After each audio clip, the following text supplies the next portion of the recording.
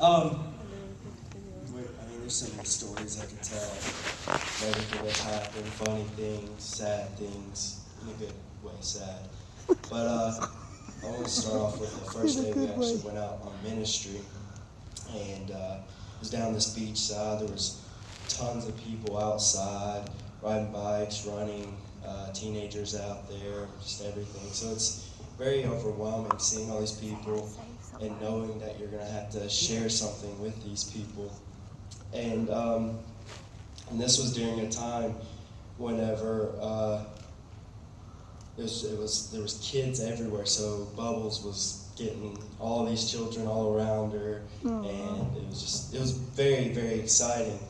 But we went over to this park, and we were setting up because Greg and I were both speaker guys, so we had to set up everything real fast and get the speakers up, and so that we can just spread the word into our nets and everything.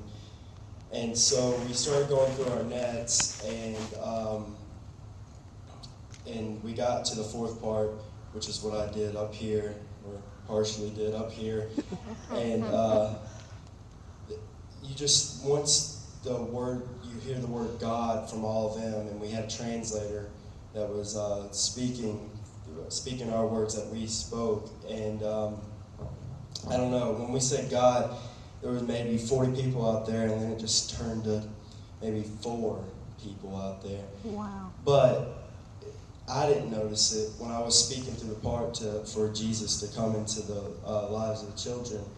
Taylor noticed that one little boy was sitting over in the corner saying the words, and the mama was there with him, allowing him, saying it with him, and doing everything that they were supposed to. And then right after that, for the healing part, a man walked up and started screaming at Martine and everything, and I don't know what he said. He said something in French, but it was very bad. But while that man was doing that, there was people over on the side cheering and clapping, and I don't know, I kind of got in a daze the rest of the day because it was just very upsetting. And that night, we were in our SRC group, or Alabama group, and pastor just kind of told us that it's basically the same as Jesus is saying, Father, forgive them, for they know not what they do. That's right. And it was it's very rough. But during these nets that we didn't get to do a lot of them. We didn't get to do them constantly because it was such a different environment. That people seen clowns before. People seen people do skits in this first world in Canada and Quebec. But it wasn't. We just didn't do it a lot because it didn't work as well as the one-on-one ministry. And but the nets taught all of us the way we can reach out to someone. We can speak into their lives. We're able to basically ask them to ask God into their lives and heal them right in front of us. And so was saying that it was the very next day. It was the second day we were on the outreach, and we pulled up to this little skate park. It looked like a little Dougie area, a little skate park. It was not a skate park, but it was just looked like a lot of punk teenagers. And there was about 3 guys. They were all skating the whole time and everything. And right as we walked in, it was weird. They just all sat down for us to walk up to them. They didn't even know we were coming.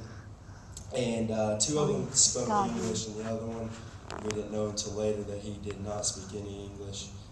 And I was thinking in my mind, how in the world how are we gonna do this? One of them's got a hat that says something very, very bad on his hat. It's very, very ugly, and it's just not gonna work. I don't see this working. Well, long story short, they all asked Jesus into their heart, and one of the boys that had a broken wrist was healed instantly.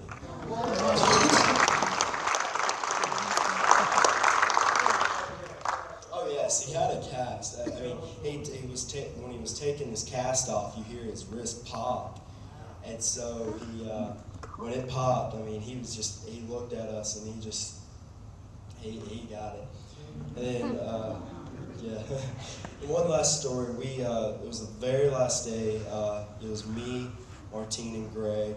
Me and Greg had a long day. We walked about 3 miles for absolutely nothing. Just nothing. Just decided to walk. It was very bad. So Martine decided that was the time she was going to come with us and probably just watch over us, make sure we were actually doing what we were supposed to do.